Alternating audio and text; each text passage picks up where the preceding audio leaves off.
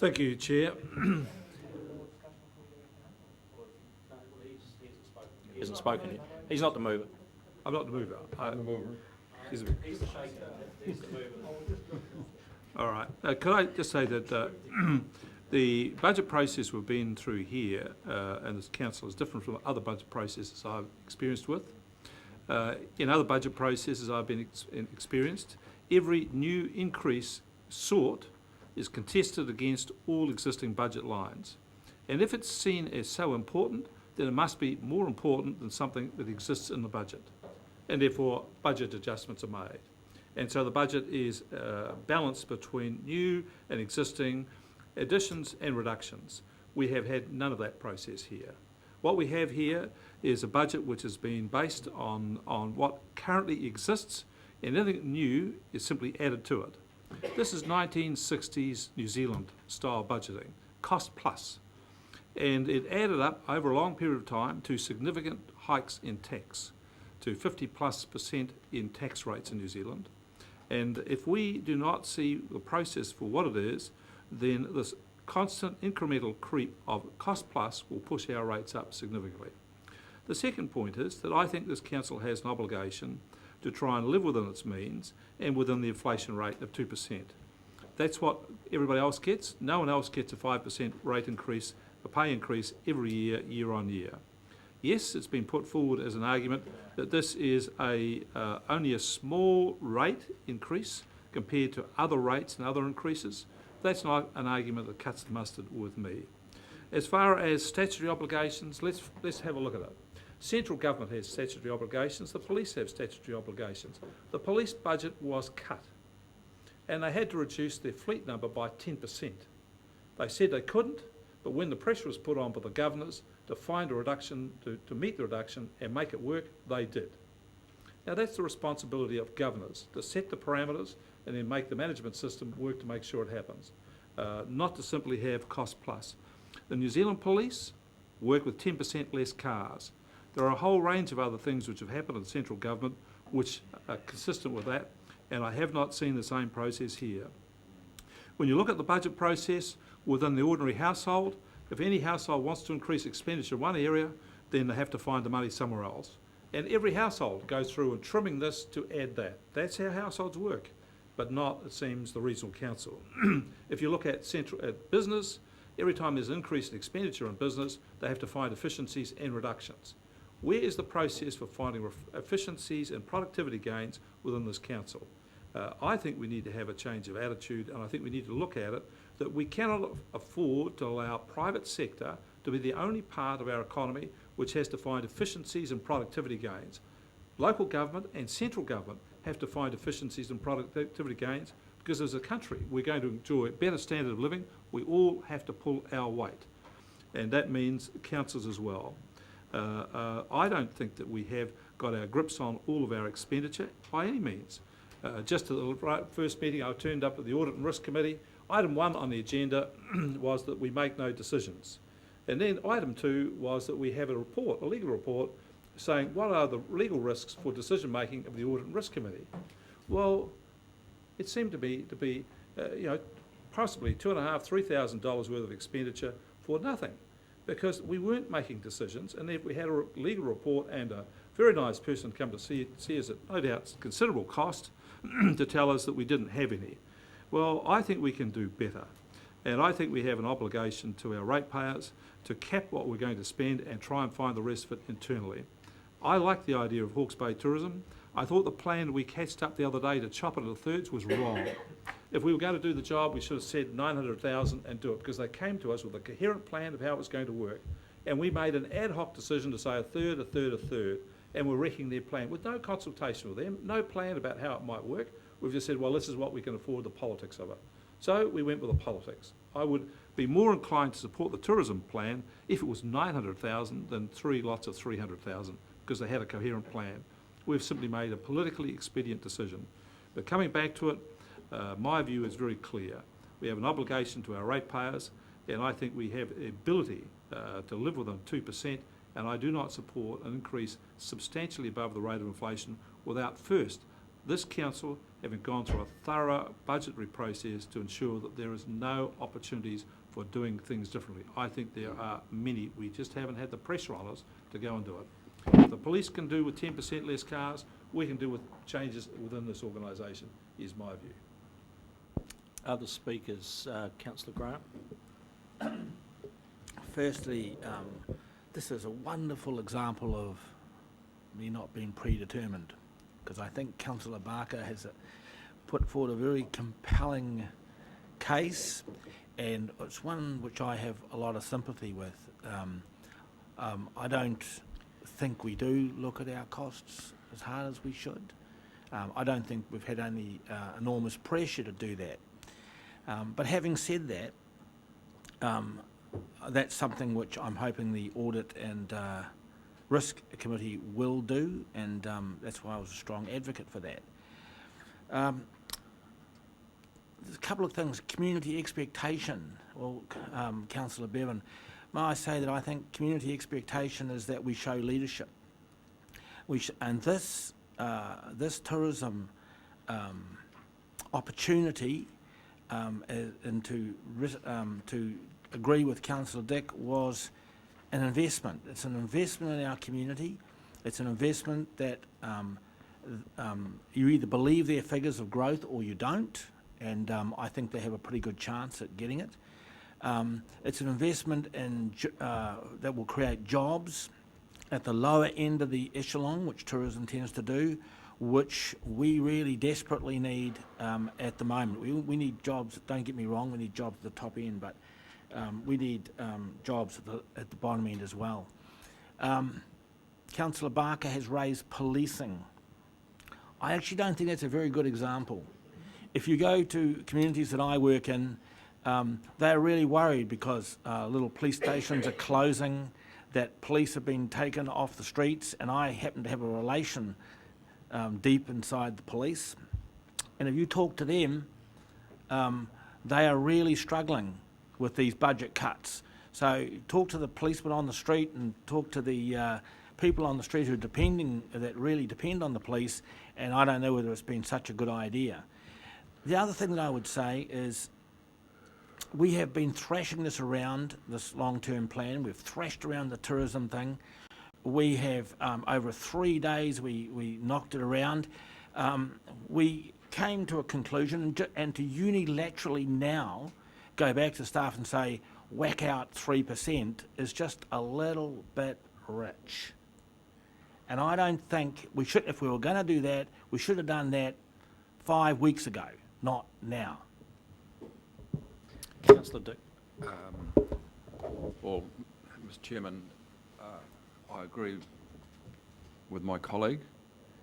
If we were going to do something like this, we should have done it at the outset and said that we're going to limit increases to 2%, and then we would have all worked diligently on finding savings if they were possible actually to be found. It is far too late. What it means is that we won't be able to adopt an annual plan today if this amendment is carried, and we're bound to do so. So we are putting ourselves in a very, very difficult position. It's impractical, unreasonable, and untimely, and the amendment should be defeated. Other speakers, Councillor Pipe, you, excuse me, Mover, you wish to sum up?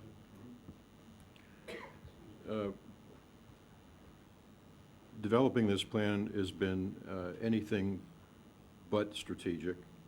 As Councillor Barker says, we've simply had a string of individual line items presented to us in a completely non-strategic way, mostly in a cost-plus manner.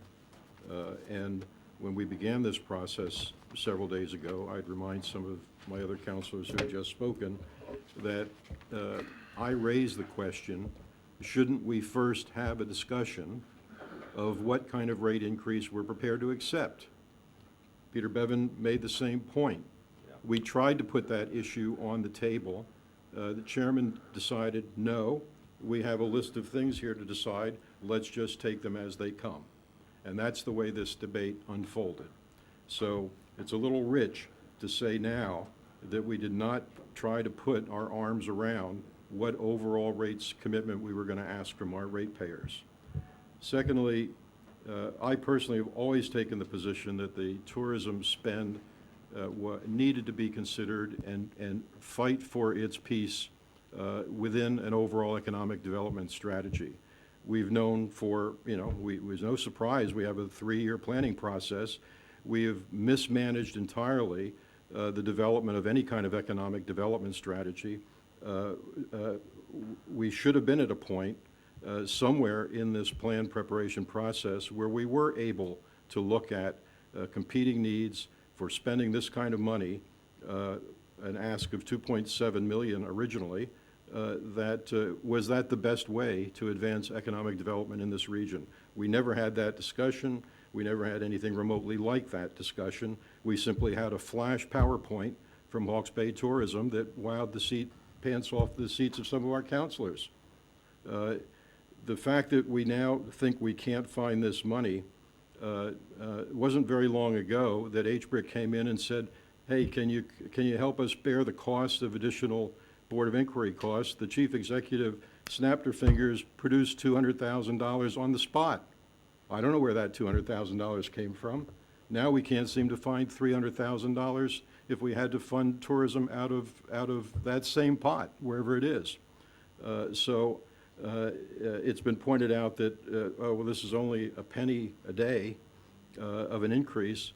If it's only a penny a day of increase, it's only a penny a day of savings to find if we look at our existing expenditure accounts. So again, it doesn't seem like a outrageous request to be making of the staff to find these funds. If we had to put up in Hawke's Bay Today style a simple little chart that said, here are the 10 investments our long-term plan is making in the future of this region, and number one on the list, far and away, was this kind of investment in tourism, with everything else, to use a farming expression, sucking hind tit.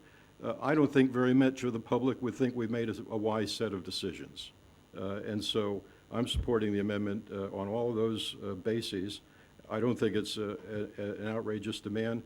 It's something that should have been addressed earlier on, and there were opportunities to do so earlier on that were not taken. Thank you. Well, I'll put the motion then, or the amendment, I should say. But hang on, we were going to go through them part by part. Are you happy to do it all in one hit? Do it in one? I'll do the amendment first, yeah, absolutely, yeah, correct. Okay, so I'll put that amendment then. All those in favour, please say aye. Aye. And against? No. Do we need to show our hands for that? All in favour? And against? So the amendment is lost. So we go back now to, we've had two amendments here, we go back now to the substantive motion. So anyone who hasn't spoken to this motion can speak now. Anyone in favour wishes to speak that hasn't spoken in this round? Against? Yeah. I have not spoken to the substantive motion. Yeah, and I'm asking you to. I'm asking if you want to. All right, just being clear on it. Yeah, and your time is now if you wish to go. Well, thank you. I do intend to speak against this rate increase. I'm not going to go over all of the territory I've canvassed before, other than to make a couple of points. I thought Councillor Hewitt was exactly right when she said that we had not consulted fully on what our intentions were on the tourism budget. I think a point is very well made, and she can substantiate that with the documentation we put out. I don't think we've been entirely fair to our ratepayers on that matter, and I would hope that we do better in the future. Secondly, I think we have to take on board that for future plans we have a more rigorous budget making process, and if council is going to criticise the fact that we haven't set an outward figure of what we want to have the budget increase raised to, well then we should next time set that right up at the debate at the beginning. Councillor Balfour is correct when he says that the issue was broached and was said pushed away. Because we didn't have it, Councillor Dick now criticises the fact that we didn't have it. I don't think we can do that again. We've got to come to a budget round. We have to say what it is that we're prepared to accept, have that, and then work within that. And what also goes with that is we need to have a contestable budget process. The process we've embarked upon here is simply adding cost on existing cost. And I think we have to have a more robust budget process, which is contesting new expenditure against existing expenditure. And we have to go through and examine it in that way. And if we want to spend things more, spend some additional expenditure on things we want to have, then we have to measure that up against what we're already doing. I want to make it very clear. I agree with the tourism promotion investment. I see it as investment. I agree with all that's said about it, but I don't agree entirely with the way we're funding it. I think we could have done better. And to those who said that it was the wrong time to do this, let me quote to you Martin Luther King. He said it's always the right time to do the right thing. It's never the wrong time. And let's be clear about that. If you thought it was the right thing to do, you should have done it then. I'm going to take a chance to speak here, if we can. It was an interesting little read in the Hawke's Bay today, those of you that had a chance this morning to read a piece done by an ANZ analyst on things in Hawke's Bay are bubbling along reasonably nicely at the moment, on the back of I hesitate to use the word rampant, but certainly a very strong pip fruit industry, which is the backbone of the plains here, and tourism. We've heard other economists tell us tourism is the next big opportunity for New Zealand increasing its GDP, and people are getting back on the plains, and people are getting to come to New Zealand. People are getting in their cars to go and visit other parts of the region. We see Hawke's Bay getting its share of this. Without investing further, is it going to get its share of the 120 odd million that the government's earmarked for tourism? I'm a big fan of leverage funding. The part of the world where I live needs a bit of a hand. We're struggling. Tourism is the big opportunity for Wairoa, Northern Hawke's Bay, Waikato Moana, Mahia, some of the Māori experiences you can have up there, etc. We just need to get people to come here and get into it. And Wairoa struggles with a name, fairly or unfairly, that people don't want to go and visit the place. But it's the untapped jewel in the crown of Hawke's Bay. Anything I can do to help increase the profile of Hawke's Bay and Wairoa along the way by voting in favour of this, which is where I'm sitting right now, but I'm interested in hearing others before we go to the vote, I will do that. And I think we need to be a little bold in our thinking going forward. People want us to make decisions. We're making one today. Right, other speakers. Councillor Pike. Listening to Councillor Graham before talking about making, and you yourself talking about bold steps that need to be taken by this council, I think this is one of them. We have to show leadership and we have to show vision. And as has been pointed out, it is number two. It's going to be number two in the for producing GDP in this particular area. And I was over at the National Hort Day, and the BNZ economist over there, was it Tony Alexander? He said the same thing. He said that tourism is the next big thing that'll be a starter for Hawke's Bay. And I think we've got to invest in it. There's no buts about it. We've got to put the money in there. The other areas of New Zealand will be doing that. What we're putting in, although, like Councillor Barker here, I would have most probably preferred to have put up front some of the larger amounts. I know that Hawke's Bay Tourism, with some of their smart thinking, and they've got a really good crew there in Hawke's Bay Tourism that will actually use this money wisely and to the most benefit. They will use smart marketing. They will use leverage if they possibly can, partnerships, whatever tool that they can use to actually promote Hawke's Bay and get people coming in here so that the rest of the community can actually benefit. And they do benefit, and it was pointed out in many of the submitters that came here too. The people that actually benefit from tourism, it's not just the tourism operators, okay? It's people who go into the shops and the restaurants. It's the supermarkets. It's right across the board. the benefit of tourism is just immense. So I can't see that we really have a choice in here. I think trying to go back to square one and carve costs off what we've already discussed and gone out to a consultation on, I think is quite ridiculous. I don't, as Councillor Graham said, it's a bit rich. So I think that in this case we have no choice. I have certainly no choice to support this recommendation. Councillor Hewitt. Thank you. With no need to traverse old ground that you've just heard, I have no desire to disrupt the adoption of our long-term plan. I know that we have legal requirements, and I thank Councillor Dick for clarifying that, seeing as I wasn't able to get that clarification from our Chief Executive. I'm not debating the tourism in this part of the debate, but rather the fact that we have got a huge rate increase, and while we have in our papers here that we had 153 submitters, I just speak on behalf of the many others who came along to our long-term plan consultation meetings, and from the phone calls I've taken and some of the people I've met with in those meetings who aren't referred to here, but the most passionate were the pensioners who two ladies turned up in Waipawa, and they were objecting to a $3 rate increase on their bill. So every increase hurts. I really take that on the chin. I'm mindful that the pensioners, the pension's not increasing and the rates are. So I won't be supporting the moving of this today as it stands. I think that sadly there's an increased disconnect between those who earn and those who spend in our region.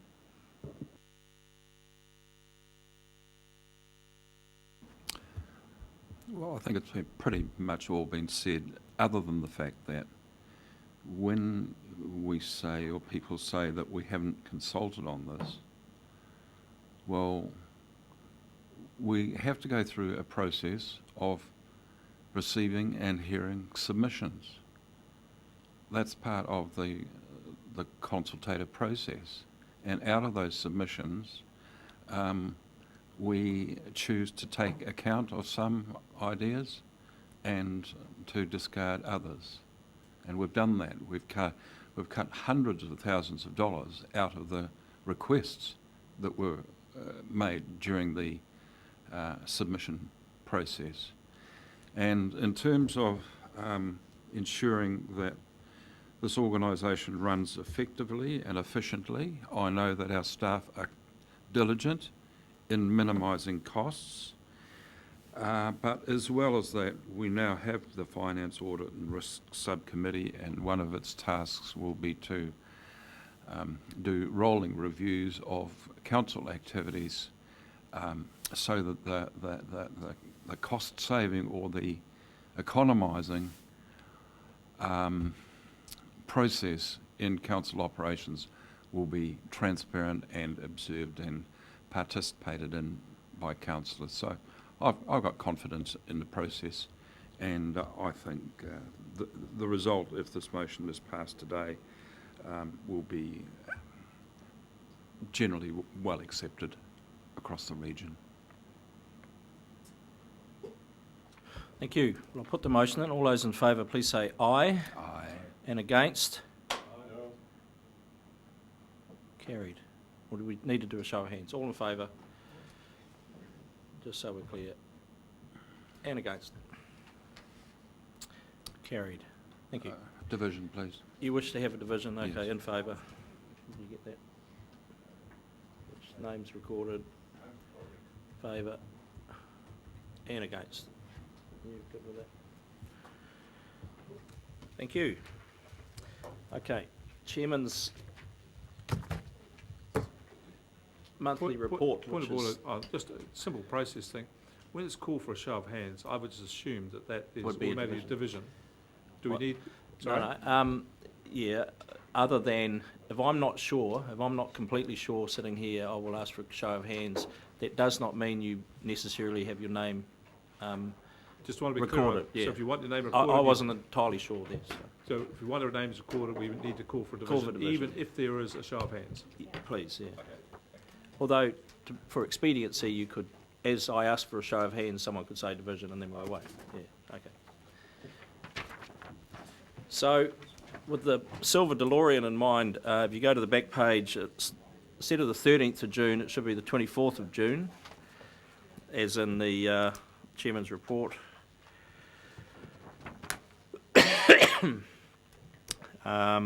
Nothing really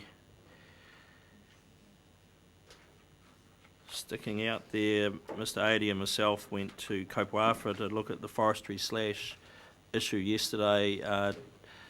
Duke and Nisho have done a very good job in tidying that up, and my understanding is they're meeting all the costs of the digger that we put in there. A farmer had a digger in there and they had two, but we're at the beginning of quite a pointy discussion around how we deal with this in the future.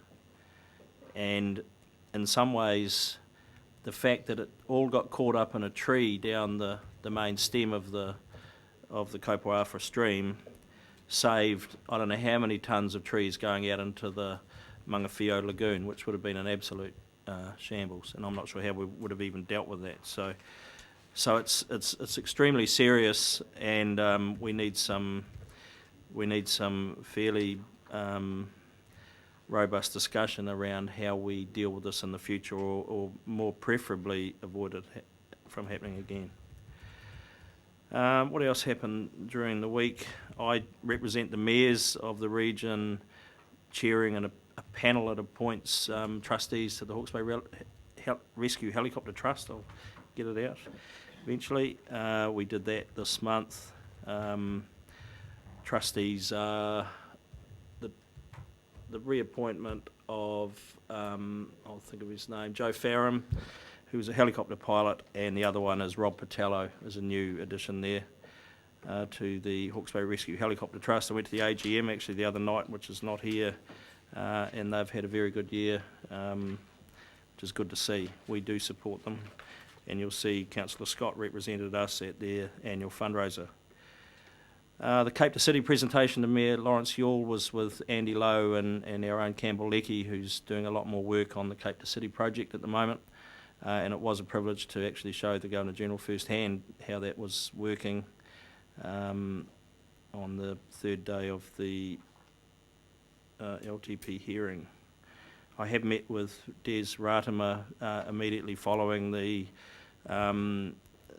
Nicky meeting, re water rights and fresh water, and yeah, I think the doors open a bit further for more meaningful dialogue with these guys. So I'm not saying we're going to agree on everything in the early rounds, but at least we've got to sit eyeball to eyeball, and I think that's been very healthy. So. The LGNZ Excellence Awards, just so you're all aware, we've actually got an entry in that. We're in the finals for the Urban Diversity Program, which is Napier Hill, Havelock and Hastings now, and we have made the final on that, so hence the interview. So the team are actually pretty excited about that, because there's been a lot of work going on, and it's been a huge success so far, and looking for more success in Havelock and Hastings going forward. Met Andrew Little, it was good. Not much more to report really.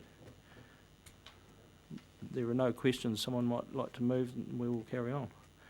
Happy to move, Councillor Scott. We have a second. Thank you, Councillor Bevan. Put that motion. All those in favour, please say aye. Contrary, no. Carried. Right. Public